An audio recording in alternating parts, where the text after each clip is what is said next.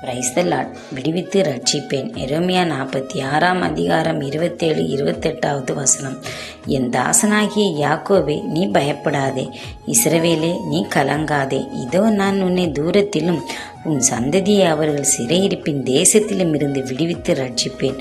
அப்பொழுது யாக்கோபு திரும்பி வந்து அமைதியோடு சங்கோபங்கத்தோடு இருப்பான். அவனை தத்தளிக்க பண்ணுவாரில்லை. என் தாசனாகிய யாக்கோபே, நீ பயப்படாதே என்று கர்த்தர் சொல்கிறார். நான் உன்னுடனே கூட இருக்கிறேன். உன்னை துரத்திவிட்ட எல்லா ஜாதிகளையும் நான் நிர்மூலமாக்குவேன். உன்னையும் நான் நிர்மூலமாக்காமல் உன்னை மட்டாய் தண்டிப்பேன். ஆனால் நான் உன்னை குற்றமில்லாமல் நீக்கலாக விடுவதில்லை என்றார். தேவ பிள்ளைகளே, இஸ்ரவேல் மக்கள் அடிக்கடி பின்மாறி போனதால் எதிரியின் கையில் இஸ்ரவேல் மக்களை தேவன் ஒப்பு கொடுத்தார். ஆனால் இஸ்ரவேல் ஜனங்கள் மனம் கசந்து கர்த்தரையே நோக்கி கூப்பிட்டார்கள். நம் ஆண்டவர் மனஸ்தாபப்பட்டு அவர்கள் வேண்டுதலை கேட்டு ரட்சித்தார்.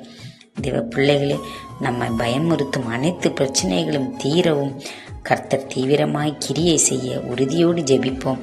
நம் பயத்தை சூழ்நிலைகள் யாவும் மாறவும் தேவ பலத்தோடு உறுதியோடு ஜெபிப்போம். ஆமென்.